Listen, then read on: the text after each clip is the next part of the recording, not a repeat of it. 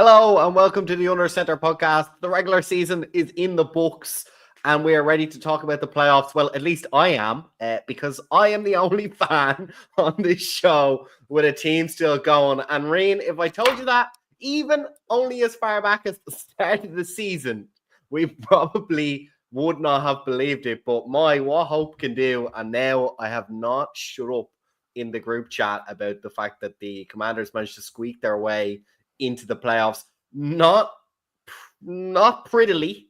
It wasn't an easy ride, but we got there in the end. Your Carolina Panthers also had a pretty good end to the season. You must be feeling positive as well. BY9 is in your tagline today. What happened? Like, who spoke to this man that he suddenly decided he can now be an NFL quarterback? Because the turnaround has been pretty dramatic. Yeah, I don't understand it, to be honest. We talk about voodoo magic with the Chiefs. There was some sort of voodoo magic going on there with Bryce Young. The fact that Andy Dalton got in a car accident and he became a magician. Now, the stats don't really back it up. Like, he hasn't had a 300-yard game yet. But you know what? He's doing the job that he needs to do in the situations that he needs to do them. If you believe this big-time throw stat that they've now got on AWS and all that, he's leading the league. And he's only played 11, 12 games in the season. Unbelievable stuff. So, look, I'm delighted it's happened. I'm not going to question how it's happened. But yeah, looking forward to next season. Look, we try and stay away from the fan-based teams on this show, just to kind of try and force ourselves to talk a little bit more about other teams. So, unfortunately, with the Panthers the way they were this season, you got to talk about it a little bit at the start of the season, not so much towards the end of the season. While we're on the topic, where do you think the biggest gaps are? Is there an obvious plan in your mind of what the Carolina Panthers need to do going forward? Or is knowing Bryce Young is now going to be your starter guaranteed going forward, is that only a small benefit in what has been a pretty rough season overall? Yeah, I think the main thing looking forward to next year is that defense needs a total revamp. I'm pretty happy with the offense at the moment. Like, people talk about the wide receiver core and maybe it's lacking a bit of talent, and I would kind of agree there. But Bryce Young has made do with these guys this season. I don't see Adam Thielen as a liability. Sure, Xavier Legette has had bricks for hands this season, but a lot of rookie wide receivers do struggle in their first year. I'm not going to push the panic button on that one. And, Jalen Coker out of bumfuck nowhere University has come in clutch this season. So I'm happy with that side. It's going to have to be a full revamp on the defensive side of the ball. We need at least one linebacker, even though the rookie in there, Richardson, was doing a pretty good job this season. But we need to revamp the safety room. We need to get another corner as decent as Mike Jackson has been.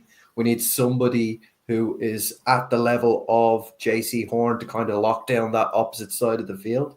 And really get an edge rusher. Like, Jadeveon Clowney has really improved on what we've been seeing from him in the last couple of years, but still doesn't have those sack numbers. That's one of the main issues that we saw with the Panthers, is putting pressure on opposition quarterbacks. So we do need an edge rusher.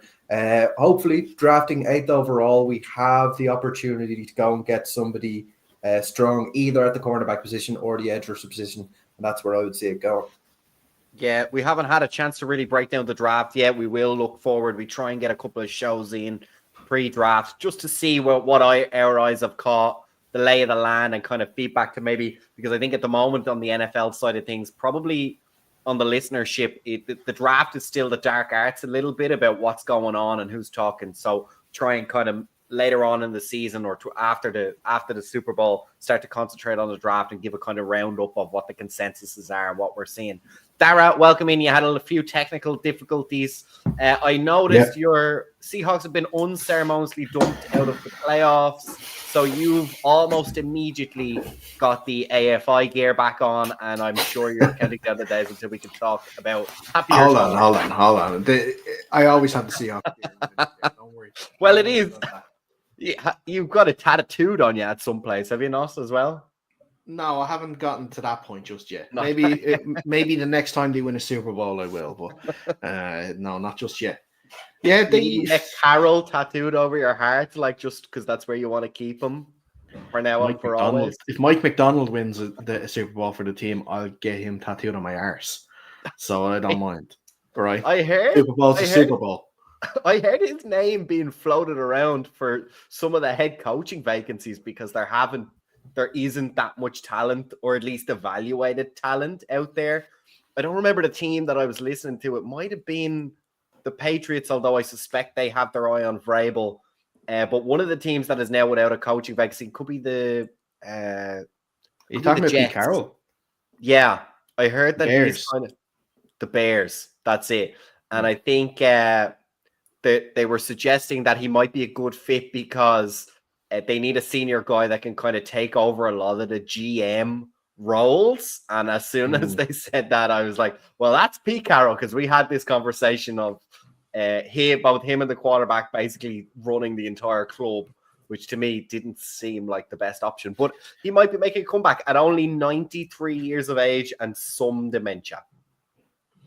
Yeah, well, look, they let someone with dementia run the country, so why not let someone with some dementia run a football team? So, I tell you what, we said back in the day, like a couple of seasons ago, with all the stuff with Henry Ruggs and all that stuff, that we were going to stay out of politics, stay out of kind of the courts and stuff. And my God, it's a good thing we do, because we might not have time to talk about any football going forward. Some interesting news, guys, because I think this kind of show probably lays itself out in terms of. Sorry, go ahead. Go on. No, go ahead. The show kind of probably lays itself out. We'll probably go through all the playoff teams and have a little bit of discussion, strengths and weaknesses, and where we see them follow. We won't do predictions just yet. But before we do, I don't know if you guys saw big news for Commanders fans outside of making the playoffs, and that just before he went out, the Joe Biden signed in some act or other that essentially re-allows the use of RFK Stadium, which for anyone who doesn't know, was the old home of the Washington club. And it's much closer to the city. It's very accessible. It's on all the public access routes. And if we could get back there, it was at the time, old, but considered one of the legendary stadiums in the NFL. FedEx never really lived up to the billing for the fans. So that's quite exciting. He did it. As far as he knows, he's signing the original documents for RFK Stadium. I don't think he knows it fell into disrepair. He's like, you guys want to build a stadium in Washington? That sounds fantastic. But little did he know it's only down the road from his current house. But anyway, that was a little. Do you think when he signed that he absolutely called them by their former name? 100%. And kept calling them by the former name, and couldn't stop calling them by the former name. He could muster it. Yeah. He absolutely did. Absolutely. I think that young guy, Kirk Cousins, he looks like he's going to be a good quarterback for you guys, doesn't he? Good football guy. He's just a good Christian boy that loves his football. That's what he is. Welcome to Under Center Politics, the new show that we're launching right now. So, as I said, I think this show kind of speaks for itself. We've had a full season now to analyze the squads, and let's just kind of go through a little bit some of the teams, or all of the teams, why not, that have made the playoffs. And we're going to start in the AFC. Obviously, let's start with the team that got the bye. Number one seed is, of course, once again, Kansas City Chiefs. Well, I have this. We have our Wildcard Weekend. Ooh, graphics. Do it that way then. Yeah. Perfect. Right. First up, we've got the Chargers against the Texans. Rian, I'm going to give you this one to keep it kind of nice and clean. What is the lay of the land for these two teams? Where are the strengths? Where are the weaknesses? Not just for this matchup, but in terms of what can they lean on for the playoffs, and where are they going to find themselves struggling now that they're playing high caliber teams from now on out? Yeah, so this is an interesting one. It's one of the ones that I would know less about, because the Chargers being way out there on the West Coast, I don't get to see them a lot. And with the AFC South being as irrelevant as it is, I don't get to see much of the Texans either. But I think obviously where this game is going to be won and lost is in the trenches. I think the way that the Chargers run the football this season, they've done a very good job of that. Obviously, Harbaugh's grubby little fingers is all over that offense. And similar to Bryce Young, Justin Herbert has been doing the job that he needs to do. Hasn't set the world alight in terms of his stats this season, but he's doing what he needs to do and making those kind of high value throws when he really needs to. And he's been using his legs a little bit this season as well. So I see this game being won or lost, but on how well that Texans defense can stop the run. And quite honestly, I don't know if they can do that. Yeah, I think one thing that's going to be interesting for me is the Chargers, I believe, lost Dobbins right at the end there last week, and I think that's going to be a huge problem for them. I think the running game for both teams is interesting. I know Pierce was playing for the Texans. He hasn't been the starting running back all season. Do you guys know, was that an injury or were they resting the starter? Is he liable to have to take resting Joe carries? Mixon. Okay, they're resting Mixon. So that makes things well, but he performed really well as well. So I agree with you, Rin. I think the run game is going to be pivotal for both of these teams going forward. Is this a big year in terms of the legacy for the Chargers quarterback, who, of course, I've drawn a blank on, Justin Herbert? Is this a big year for his legacy? Is it fair to say every year is? Is there anything particular on this year? He's always had high praise in the echelons of quarterbacking, hasn't had a particularly strong team around him, or performed exceedingly well in the playoffs. So is it time now for him to start to put a few games together in the playoffs and start winning a couple of games back to back, Green? Yeah, 100%. He needs to have a statement game in this one. Really, if they lose this game, we need to start having conversations about his ability to win in the playoffs. I don't recall him having any poor games in the playoffs so far, but he hasn't won the game. And when you have a guy who you've pinned your whole franchise on, you really want him to be able to take the team to the next level. Even if the rest of your team sucks on the day, you want your quarterback to be able to get that game over the line. So I think it is a really big one for him this week. He should really be expecting to beat this Texans team, just given the form of both teams at the moment. I think what makes them really awkward, because I caught quite a lot of their game there in week 18, their last game of the season. And I think Lad McConkey makes them awkward because he's a very good slot receiver. And he might be their kind of like 1/2-ish receiver. And I'm not sure there's a whole lot of teams in the NFL at the moment that are using the slot at such a high receiver position. I think they typically tend to be on the outsides. And I think that's what makes them quite awkward for some of the defenses, that they're not used to having to guard an outside perimeter threat and a perimeter threat across the middle in the kind of low to mid range of the passing game. Dara, just before we move on to the next game, I want to ask, CJ Stroud hasn't really been given the plaudits that he got given last year. A lot of people calling it a slump year for him. Have you been able to see much of him? Are you agreeing with the narrative that's come out about him this year? Not necessarily that he's playing poorly, but he's certainly taken a backward step based off where he was at the end of last season. Absolutely, it is. It's tough. The Texans have suffered with having a really underperforming and really underwhelming offense. Texans fans will probably tell you that's down to the issues that they've had on the O-line this year, with injuries, which is causing, maybe causing the issues with CJ Stroud and his play. But it's tough when you hit the heights that he did last year and how well he played when nobody gave him a chance. Everyone thought that he was the dumb quarterback, wasn't he? He was one that didn't test great.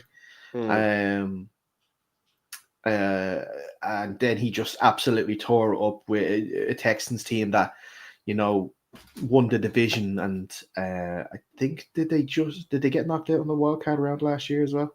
I think they did. have to be honest, I don't remember. So I think they did. The problem is, I think that everyone this year has had such high expectations for this team. And look, that comes with success. That comes with, the moves that they made in the offseason. That comes with what they do in the draft. The team has seemingly got their shit together. But my problem is I think they're sleepwalking into a first round exit here this week.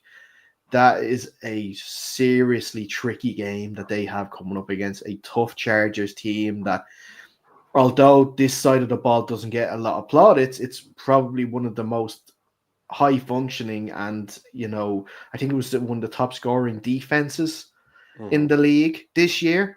Derwin James is having a career year as well.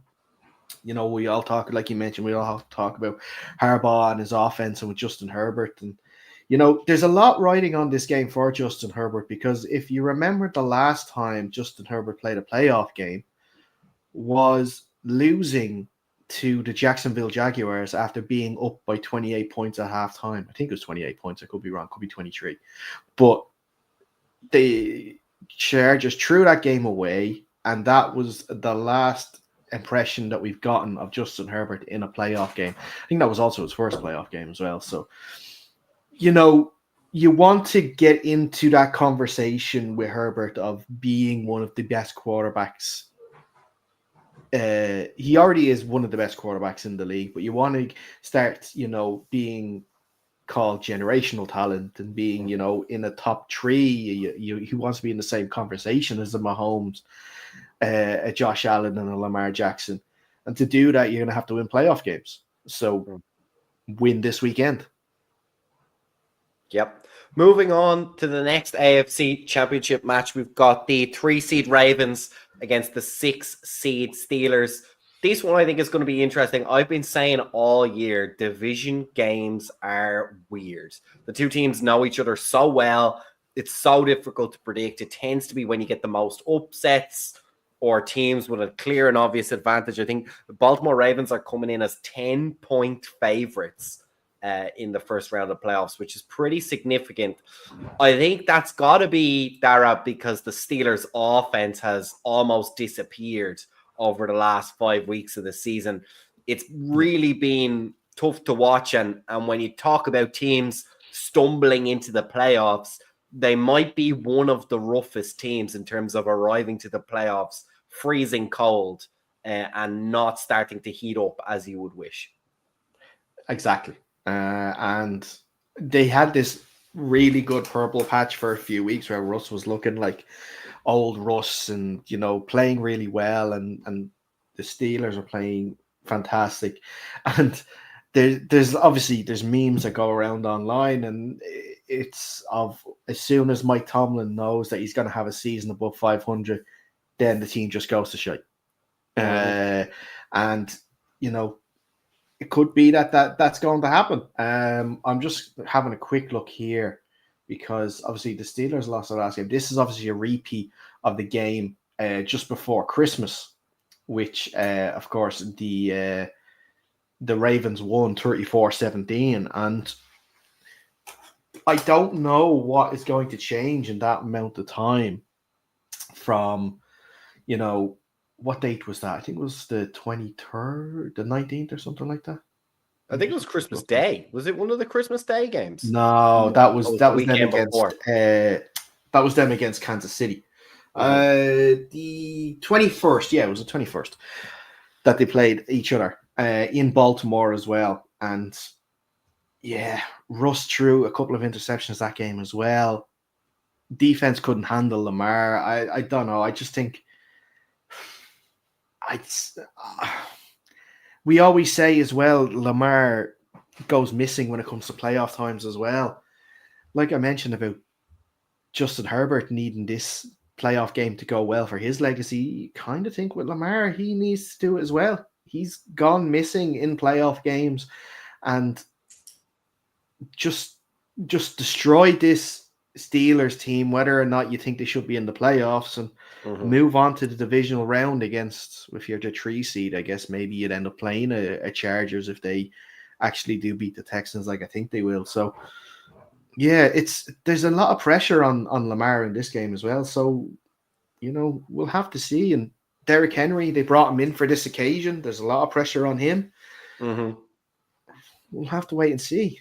Yeah, I remember that like Derrick Henry has been fantastic all regular season, but I remember when he got into the playoffs with the Titans, and I think the Titans were playing the Ravens in the playoffs, and he could not get going. They just could not get him the ball, get him ahead of steam, and get him into the game. And so I think it's going to be important. But I think looking on the bright side, if you're a Ravens fan, I do think the Steelers have stumbled in here. I don't see enough improvement. I think Pickens has been all over the map this year, whether he's playing well. He's made some spectacular catches, and he's also really done himself and his reputation quite a lot of damage during this season. I think there's a lot of question marks about whether he can be a number one wide receiver going forward. But the Steelers have always, in my opinion, drafted pretty well at wide receiver. They've had a pretty consistent flow, even if they don't perform outside of Pittsburgh particularly well. I feel like they've had enough wide receivers come through that they'll probably be okay. But I think, look, as you said, a lot of pressure on Lamar, a lot of pressure on Henry, but I think the two of them having each other, a big love fest in the backfield, I really do think that's going to help, right? It's going to be very difficult for the Steelers to key on anyone. It is purpose built to slow down TJ Watt. It makes things very difficult. I think ironically at the moment, the Steelers linebacking core might be the one that's going to really struggle this game. I think the back end is really strong for the Steelers, but I think obviously the D line is very strong for the Steelers. I think the weak point is the linebackers. They've got the names, they have the prestige, but I just think they're underperforming this season. So I think it's going to be difficult. I'd have trouble seeing the Steelers win this game, but again, it's divisional football. These two teams know each other very well, and it's going to be very difficult when it gets there. I think it helps that it's in Baltimore. Of course, that's going to help a lot. And it also helps that Russell Wilson has been struggling recently. I can't see him being able to suddenly light it back up after so many weeks. Rian, you're shaking your head there. I don't think that's going to be the game plan for the Steelers. It's not going to be to have Russell Wilson light up the opposition. They're going to put this game on the back of Najee Harris, try and shorten the game as much as possible. As few possessions as you can give the Ravens, the better. Even if you need to put this game on the back of arguably their MVP of the season, Chris Boswell, do that. Drive, elongate those drives, run the football very well, which they have been doing. Najee Harris has gone over 1,000 yards once again this season. I think that's where the game plan is going to lie. And if they can get out to a lead, maintain just kind of in and around 3 points going into the fourth quarter, that's going to make things very stressful for the Ravens. And it's going to be the position that the Steelers want to be in. And I would be very surprised if this game went beyond 7 points in favor of the Ravens, even though they are favored by 10. Yeah, it's a great point, Raina. And I just looked it up there as well. Not only is Najee Harris a big guy, like he's going to take those carries, he also hasn't fumbled.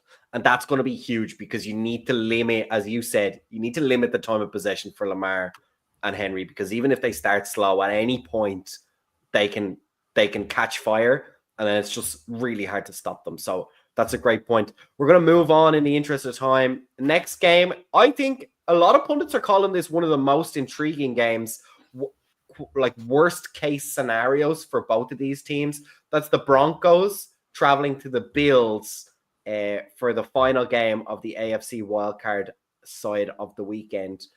Dara, Allen obviously in MVP contention. Bo Nix started in the shadow of Jaden Daniels, but you'd have to say played out of his skin coming down the stretch, and really is a big part of why the Broncos are in the playoffs. How do you see this game going? And do you agree with the consensus at the moment that this is one of the trickier games for both of these teams, and maybe one of the most intriguing games on the schedule for this wildcard weekend? Definitely from the AFC point of view, yes. But I still believe that Josh Allen and the Bills are just going to be too much. I think in that atmosphere and everything, I can't see Bo Nix being able to carry that team. Like outside of Cortland Sutton, who is not even a household name, but it's probably a person that fancy players and everything like that would know quite well on the Denver offense. Other than that, I don't know. I don't know many others that have even had playoff experience, and especially with your QB not having playoff experience as well. And I know Sean Payton is there, and he's been there, done it many a times, but it's different beasts going to the places like Buffalo when it's the playoffs and stuff like that. If there was any game, I don't think any game is going to be a blowout, but if there was any game to be a blowout this week, I would fear for the Broncos in this one. I think the thing that stood out to me, I just had a look at the records here, and Rain, you may tell me I'm blowing this out of my ass, but both of these teams have obviously played several of the teams that are in the playoffs this season. The Broncos played their games against playoff teams at the start of the season. The Bills have just come off many games against, so they in the last kind of 5 games, they played the Rams, they played the Lions, won both of those games. Just prior to that, they played the Chiefs as well. So they've kind of had the back end of their schedule have the playoff teams. Is that an advantage? I think it is. I think your team is mentally already in the playoffs. They were able to take their foot off the gas a little bit in week 18. Not always the best decision, but I think with a wildcard weekend game, I think it may play in their favor. I just think they might be a little bit sharper, and they've put up huge numbers, which I think the Broncos are going to struggle with. Yeah, 100%. I mean, I understand the point that you're making. Iron sharpens iron, and they've been doing it at the right time of the season. We all know that the start of the season is the time when you get the most outliers on the season. You can even see it with our own predictions moving through the weeks. As you get further towards the back end of the season, our prediction scores become better because you get a better sense of who's good, who's not, as well as people just teams hitting their form. But one thing that I would like to point out about this game, which is kind of a little bit the flip side of what you're saying, Fionn, is the Broncos really have nothing to lose here. I think this is already a successful season for them, having made the playoffs in what is a very, very difficult division. Whereas the Bills are anointed Super Bowl competitors in this one. So there's going to be a lot of pressure on the back of Josh Allen and a lot of pressure on the back of all those other Bills, where I think the Broncos will be able to play a little bit more freely, because this is a game that no one really is giving them a chance in. So, yeah, the season's been a success so far. Why not make it even more successful?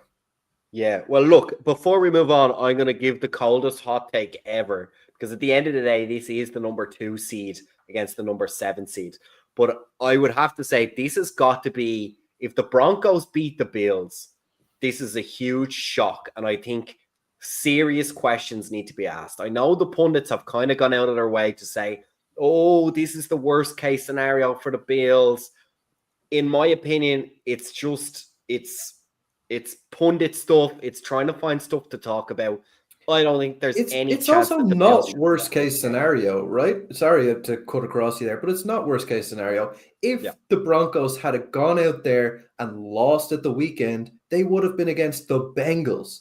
And the Bengals prove a much bigger threat in the playoffs, in my opinion. Yeah. Like I'm just going through the regular season for the Broncos, and that's kind of what made me come out and say that. Like I mentioned, both of these teams have played a lot of playoff teams. Going from the start of the season, Broncos played the Steelers, lost. They beat the Bucs, then they lost to the Chargers, they lost to the Ravens, they lost to the Chiefs, they lost to the Chargers again, they lost to the Bengals, who narrowly missed out, and then they beat the Chiefs in what might be the biggest NFL scandal since Tom Brady. Have you seen everyone going out and say the Chiefs absolutely threw that game on purpose to manipulate who got into the playoffs? Joe Burrow. Keep the Bengals out. Yeah, keep the Bengals out. Joe Burrow is Patrick Mahomes' kryptonite. I fucking would have done the exact same. Yeah. I would absolutely do that. Now, their defense is awful. The Bengals defense is absolutely awful, but still, like, that defense could come up with a plan, and that offense has been electric. I think Joe Burrow's had career years. Jamar Chase has won the Triple Crown for touchdowns, receiving yards, and receptions. Yeah, I think it's insane that they didn't make the playoffs. But if you are Patrick Mahomes and Andy Reid, you're like, yeah, we'll sit this one out. Let the Broncos win. Let them get battered by the Bills, and then, we'll do what we need to when it comes to the divisional round next week. Mm-hmm. Mm-hmm. Right. We'll move on to the NFC side of things. Rian, did your house get to look at much of the Green Bay game last week? There wasn't a whole lot on the line. They were already locked into the playoffs. It was between them and Washington for one seeding position. They could flip positions depending. I think Green Bay needed to win and Washington needed to lose. If Washington won, they were in control of their own destiny. How do you feel Green Bay are coming in? I think this, of all games, could be a difficult one for the Eagles. I know we've just said that, like, that's kind of a pundit thing to say, but I believe that the Green Bay Packers have a great run game. They can cause the Eagles all sorts of problems. I think that the obvious question mark is, of course, do they have enough of a defense to stop the Eagles? Because on paper, the Eagles have an absolute powerhouse of an offense. Are the Green Bay Packers healthy enough on defense to put up a fight? Yeah, I would have much preferred if this game was happening in Lambeau, where maybe the effects of Saquon Barkley are a little bit diminished.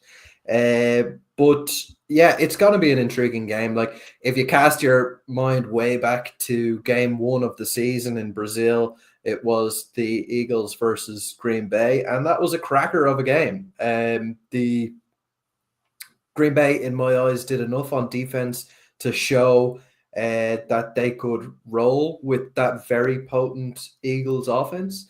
But crucially, I think in this one is Jair Alexander has been lost for the season now, and he has been an absolute powerhouse at that cornerback position for Green Bay for years now. So that's going to be tough. Losing a guy like that, they're now down their number 1 cornerback versus arguably the best receiver core in the nation.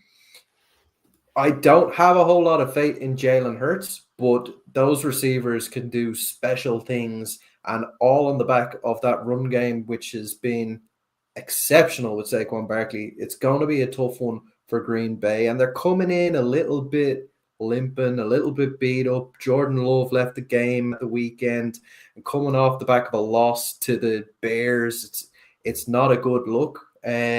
But then again, playoffs and Green Bay go hand in hand. So we'll see. It's one of those intriguing games that you really can't predict. Yeah, Dara. For me, the big standout just say is as well.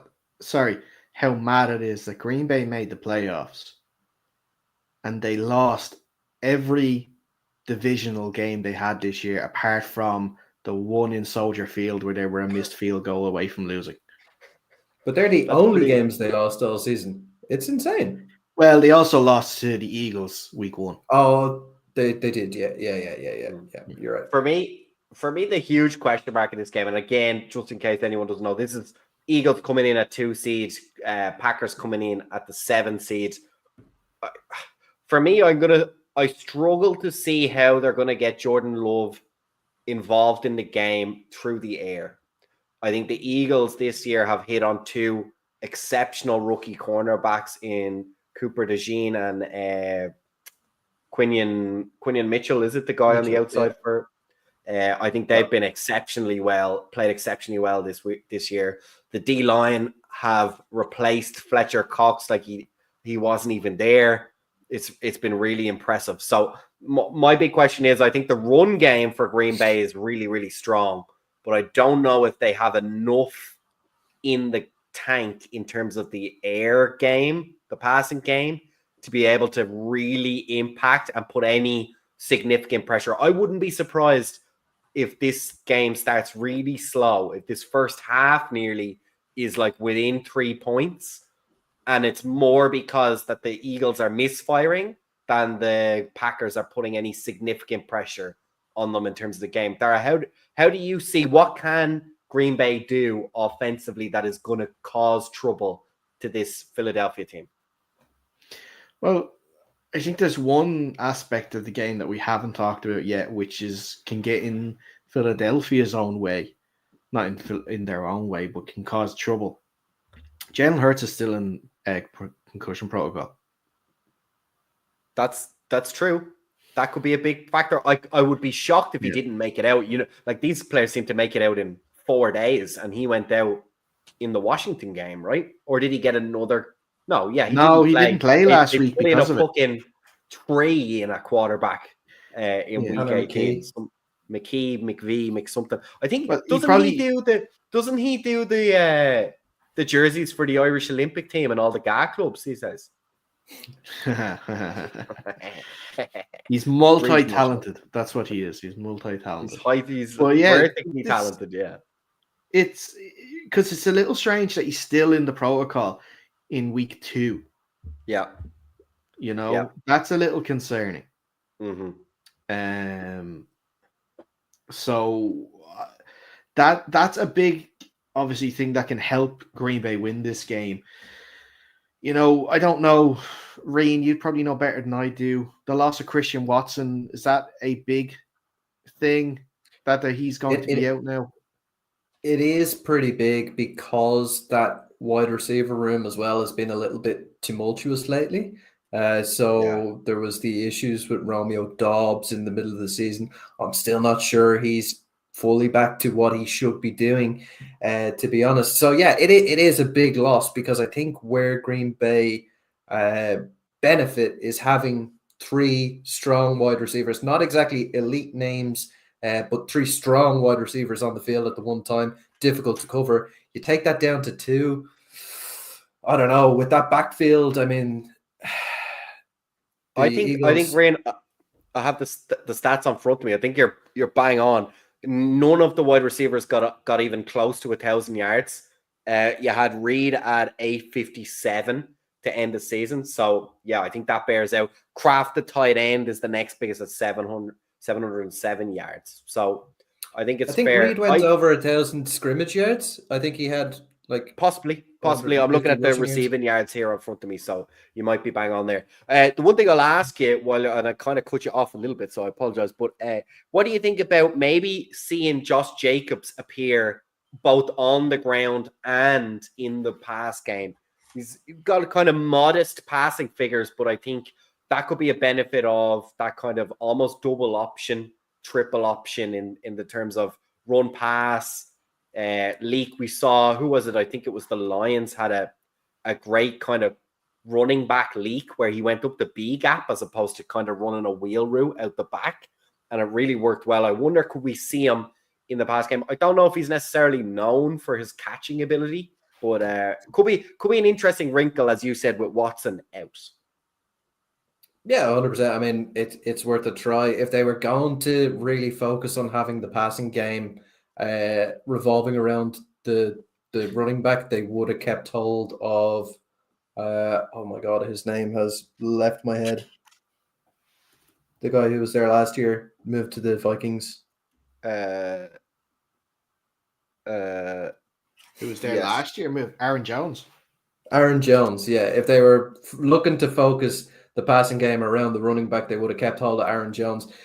Josh Jacobs, where he does his best work is between the tackles. The dude is a bowling ball. I'm not going to, if I'm the offensive coordinator, I'm not going to be experimenting with leaking him out and trying to get him to run deep routes and that sort of thing. Hand him the football, get him to run behind that pretty decent O-line and make those hard yards on the ground.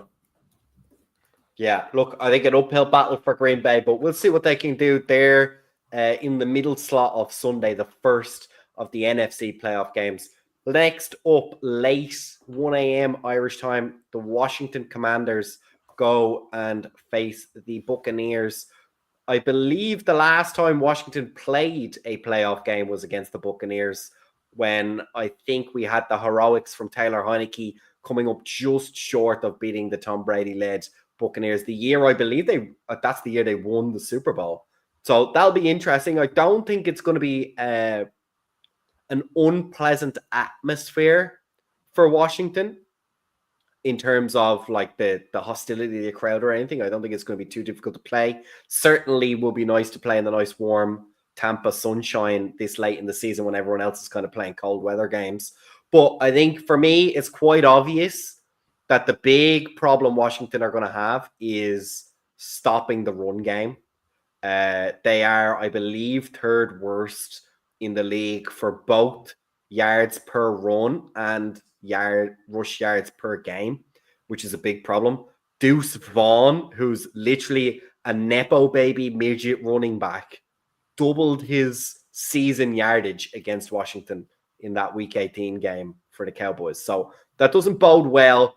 I saw one pundit do the analysis and he said, look, the second half has been better in the previous two games against some reasonably good running back talent. So, but I think, to be honest, that's a bit of a straw to clutch onto. On the flip side, I don't think the Buccaneers defense has played particularly well this season. And I think the offense has been streaky and sometimes a little bit reliant, obviously, on Mike Evans. He went down for a period of time and he struggled. He went down for a bit of time and they struggled. And since he came back, obviously, he's become a focal point. We saw him get to 1,000 yards in the game last week. So I think that's going to be interesting. Historically, or at least last season, Washington hasn't coped well with out-and-out wide receivers, and I think he could put Mike Evans certainly in the top 10 of number one wide receivers in the league, maybe even higher if you weren't as begrudging as me. But I think that's going to be the main issue, right?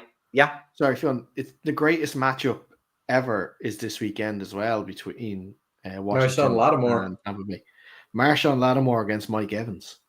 Yeah, and I was about to say, get him ejected, man. I was going to say, just start.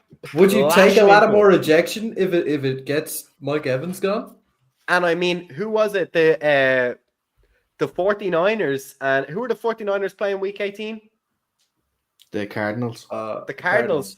They set the precedent, right? The guy's just blocking, and the Cardinals cornerback starts like holding him and pulling him and flipping him on the ground. And they both got ejected because he reacted. So I think that's what you do if you're Lattimore. You just kind of grab him, spin him onto the ground, go absolutely no nonsense, and just hope he reacts in any way, and the refs are going to eject him. But that might be a legit way for Washington to win this game. But I think that's to get back to my point. I think that's the focal point of the Buccaneers. I think they're going to need.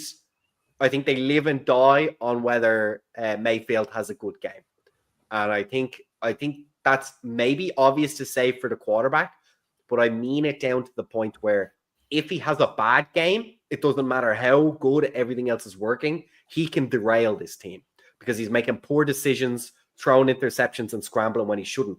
If he's making all the right decisions, he really is a very effective tool and they won't be written out. But this is the most exciting on the offensive side we've seen Washington for a long time. So hopefully they can take advantage of a somewhat cool Buccaneers team. Rian, have you any insights into this game? What are you going to be looking for, maybe for both teams, on a key to win?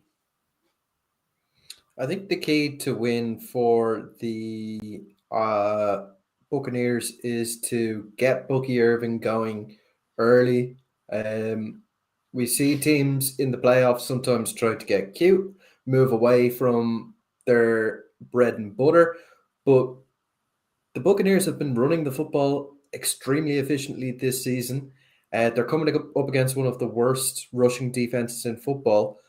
They need to get Bucky the ball early and often. Another group I'm going to be watching is the Buccaneers tight ends. Although they don't have any standout names there, they have been performing exceptionally well in my eyes recently. So I would like to see how that kind of Washington linebacker / nickel group is going to deal with that. For Washington, I think it's on the back of Jaden Daniels. You said that the Bucs, it comes down to whether or not Mayfield has a good game. I think even more so on the Washington side of the ball. It's going to be Jaden Daniels, whether or not he can perform in a game as big as this. It's the biggest game of his career so far. Now, we have seen him with some exceptional moments in some really big matches so far this season, but this is the playoffs. Is he going to be able to perform at the same level that he has performed at for the most part this season? It's yet to be seen. Yeah, look, Dara, I think that's a great point Rain raises. And as a fan, I'm intrigued because obviously the Commanders have been so starved at quarterback for such a long time in terms of talent and composure. And I think that's something he's shown, as Rain has pointed out, in the regular season. And it's something that I hope for him as a Commanders fan, that he gets to expound on that and expand on that in the playoffs and really show under a national limelight with national pressure, with real scenarios on the line, that he can continue to do that, even if it doesn't lead necessarily to a win for Washington, just to continue that growth in his game and be the guy who can take that on his shoulders. But I guess the question is the expectation, or should the expectation be that in a weird way that Washington have fallen into or fallen upon this playoff position, given the narrative that they've had from the preseason? I guess a cleaner way to phrase this is, have they convinced you that they deserve to be there? Was the talk preseason just completely wrong? Did they play their way out of it? Or do you think they've got the really talent on the roster to be able to play well in this playoff against a pretty close-seeded, tight game, you would have to imagine, by all stretches? There's parts of me that aren't surprised that the Commanders made the playoffs, and parts of me that is. So we all had to see how Jaden Daniels was going to adjust to the league, and we all seen how well he has. He's played really, really well. But the thing is, Dan Quinn gets a bad rap for his time as head coach of the Falcons, but he brought them to a Super Bowl. No head coach had done that since, and has even been close. The thing with Dan, and look at the job he did in Dallas, being defensive coordinator. He was fantastic there too. But the thing is with Dan Quinn, and I see similarities between him and if we look at, say, the Seahawks with Mike McDonald, they're both defensive head coaches. So they are guys that are like, I'm looking after the defense. I'm going to get myself an offensive coordinator that's going to look after the offense. I don't want that to do with it. That's your baby. If it's not performing, we're going to have words. Obviously, it didn't work this year with Seattle and their offensive coordinator, Ryan Grubb, who was sacked yesterday after the season finished. But the season the Falcons made the Super Bowl, can anyone guess who his offensive coordinator was? Pete Carroll. No. Kyle Shanahan, who is obviously one of the best offensive head coaches in the league with the 49ers. So what my point is, he brought in Cliff Kingsbury this year to be his offensive coordinator, and that raised a couple of eyebrows, including my own, when that decision was made. Obviously, with Cliff and his time with the Cardinals didn't obviously go so well, but he is a really good play caller, and so when he has to just look after the offense and doesn't have to look after a whole team, he's seen it in college as well. He can do very well. So that part of me is not surprised that Dan Quinn is doing a really good job in Washington and is getting this team to the playoffs, because he has a competent offensive coordinator that he can deal with. Now, the thing that worries me is that all the points that I brought up about Dan Quinn and what he's done with defense and how he's done very well, the Commanders' defense is not really performing to the levels that you would expect them to. And that worries me. So, and especially against a team like the Bucs this weekend, with Baker Mayfield just playing insane. We said Mike Evans, Marshawn Lattimore matchup, but their rookie Jalen McMillan is playing quite well. You talked about Bucky Irving there as well. Rashad White is also a very good running back. They have real weapons on that offense that can go toe to toe with the Washington offense and what they've done. I do worry about the Bucs defense as well. They don't have a lot of stars, and they are not playing up to the level that they would want either. Like, they let Spencer Rattler have a good game at the weekend against them in a game that mattered. So yeah, it's tough. It's like this game could be 49-47 at the end of it. Yep. Yeah, it could be a shootout. And I suspect maybe trying to be unbiased as a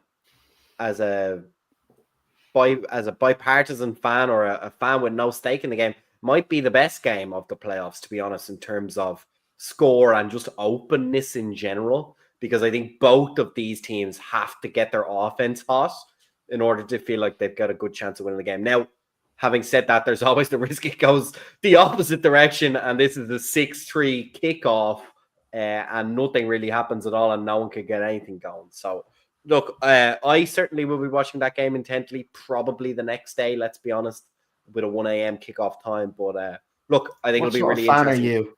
Yeah, I know, but I'm also a fan that has a job, unfortunately. So I got to save up my holiday days. We're going to wrap up now, Ryan. Final game on the playoff slate. Minnesota Vikings against the Los Angeles Rams. Interesting, and I guess piggybacking off the question I just asked on the Washington side of things, my two preconceived notions of these teams coming into the playoffs was I was waiting to say that the Vikings were bottlers for the whole season, and they just about proved me wrong. And then I think on the flip side, the Rams have played their way out of a very poor situation at the start of the season and have really caught fire and got all of their stars going towards the end. How do you see that? Is that fair? Is particularly, I think, maybe the Vikings. I don't know. Have you had a more positive opinion on the Vikings, just in terms of your belief in what they've put? Obviously, their record is stellar, and they've put up some great yards and a great resurgence for Sam Darnold. But did you believe in them the whole time, or how have you been following the Vikings season?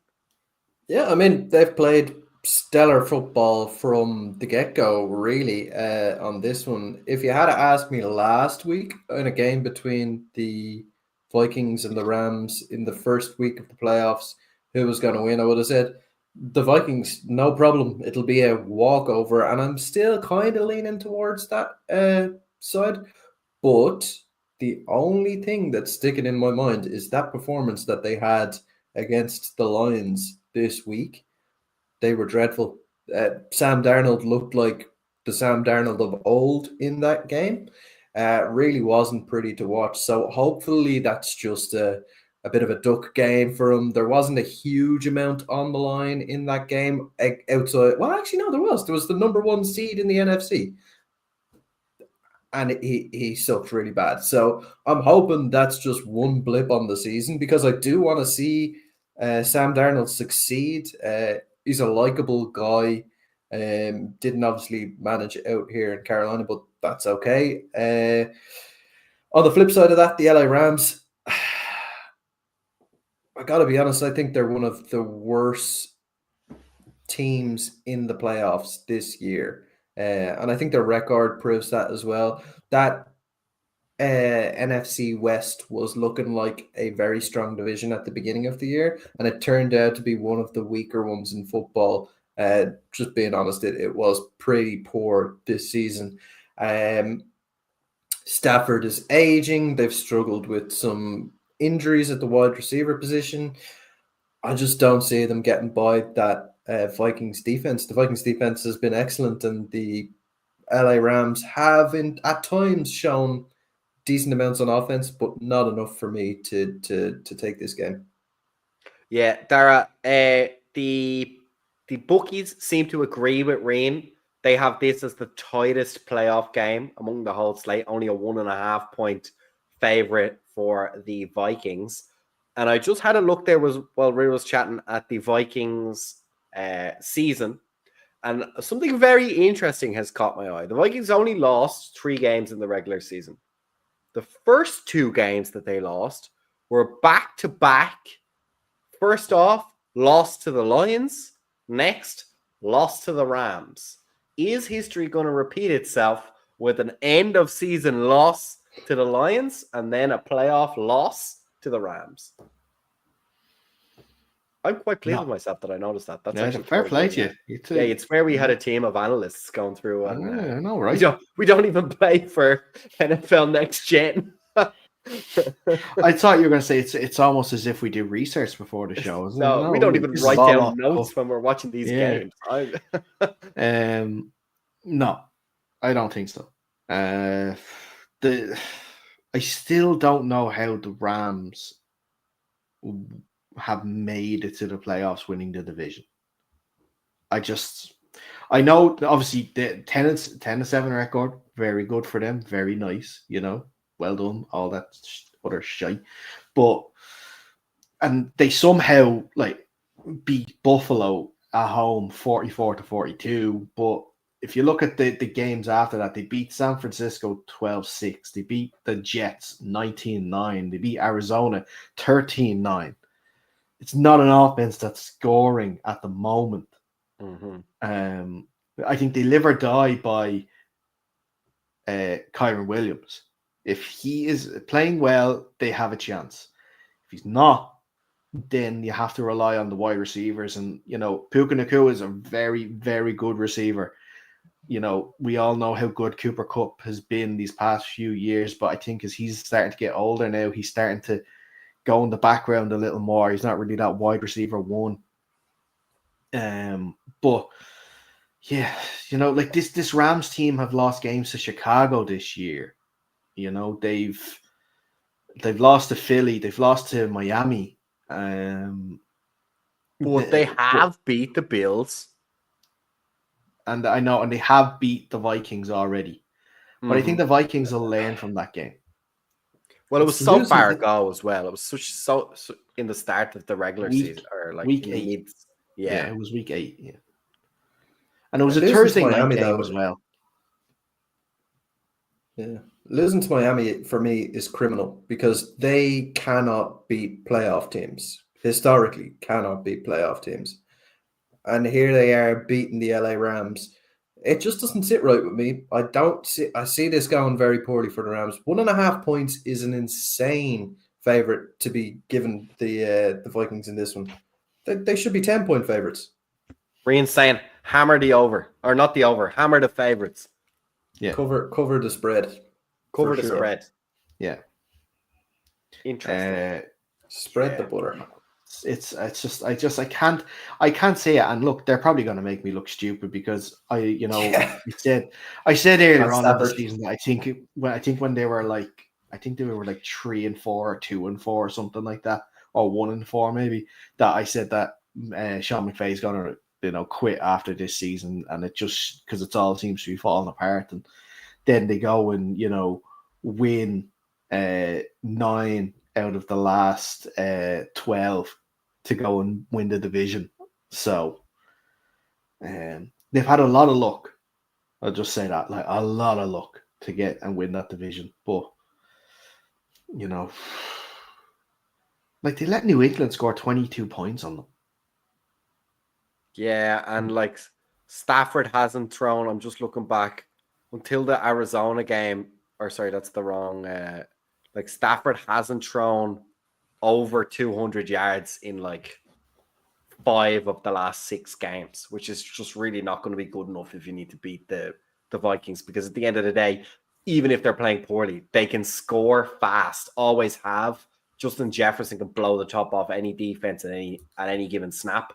I just think that's just not good enough if you're going to try and get your thing. Anyway, we're going to wrap up there, guys. Thanks a million for your time. To summarize, for anyone who missed the start, all the favorites will win unless they won't. It depends. Things can happen. Both teams can win. We reckon they will or they won't. It's all going to happen live on Sunday and Saturday. And also, but Monday. You should listen back to get the more detailed, educated view. You should listen back and marvel at our hot takes. When all of this does happen, Fiona will be on next week going, I told you. Yeah. Well, I think we did a really great job predicting what will happen and also what could happen if that did not happen. So I think if anything in between happens, we've been really unlucky. I think that's very unfair. And I think other pundits aren't held to the same standard as we are. Anyway, enough messing around. Guys, thank you very much for all of your fandom over the regular season. Hopefully you stick with us into the playoffs and continue with us as we look towards the AFI season that will come up immediately following the NFL's season. Have a listen back. You can catch our podcasts here on YouTube, and all the previous podcasts are there as well in video format. If you want to listen on the audio format, you can find us anywhere you get your podcasts, on Spotify, Apple Podcasts, and anywhere else under Center Podcast. Follow us on social medias. You can follow all the latest news. We have the big hirings and firings of the coaching merry-go-round. We'll keep you up to date on the big news stories as the post-season rolls on, at under Center Pod on X and Instagram. So from me and from the guys, thank you very much for listening. We'll see you again next week.